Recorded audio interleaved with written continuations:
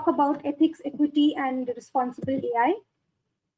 It's very important for developing institutional guidelines and governance structures, which is happening. I would say, at least in India, there is some movement and talk around this. We have to balance innovation with caution. So the whole debate of OpenAI versus Anthropic comes into play over here, where don't push too much on innovation at the cost of some people getting sidelined or biased, or equity is getting affected, ethics is getting affected.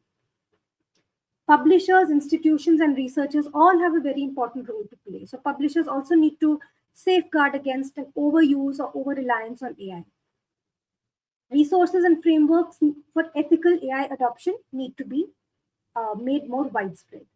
So the fact that you are attending a webinar on this shows that you are a responsible researcher. You want to learn about the responsible use of AI. So like this, the more and more Indian researchers who participate in such things, the more we are educated about responsible AI, it's better for all of us. We can move forward in the direction of ethical and equity in AI. Now, coming to responsible use, I would be remiss if I didn't mention that AI tools require a lot of water. They generate a lot of heat, and the servers need a lot of water for cooling. So these are some very interesting infographics that show how much energy is used when you ask like one question, and how much water is needed. Pools and pools and gallons of water go into this. So Google's annual water consumption could fill over 120 million bathtubs, enough for everyone in Japan to take a bath. So these are just little things to consider. Before using an AI tool, ask yourself, can it justify the personal or environmental aspects?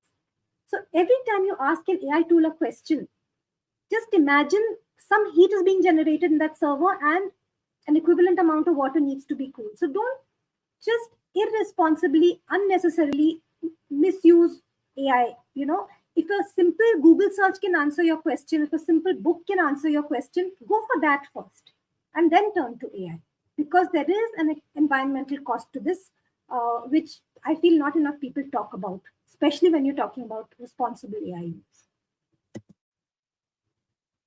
Also, very important to remember and preserve what makes you human. 3 things I want to highlight over here: critical thinking, serendipity, and night science. Very fascinating topics.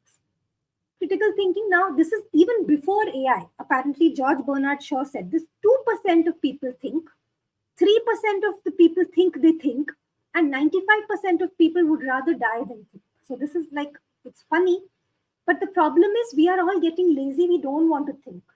We will ask ChatGPT, what should I order for lunch today? ChatGPT, what should I wear for the party today? We are not using our brains just because we know that at the click of a button, we can get an answer, which is, having an impact on the environment.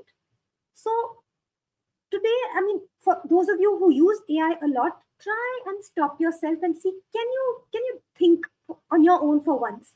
It'll feel refreshing. Especially if you're a researcher, don't let go of that critical thinking skill. This is something that keeps me awake at night. I feel young researchers are losing that. So cultivate it by debating, discussing, think and talk with actual humans, and then go to AI. Serendipity is, we are losing out on chance discoveries. We are so deeply embedded in our phone, we don't look around us.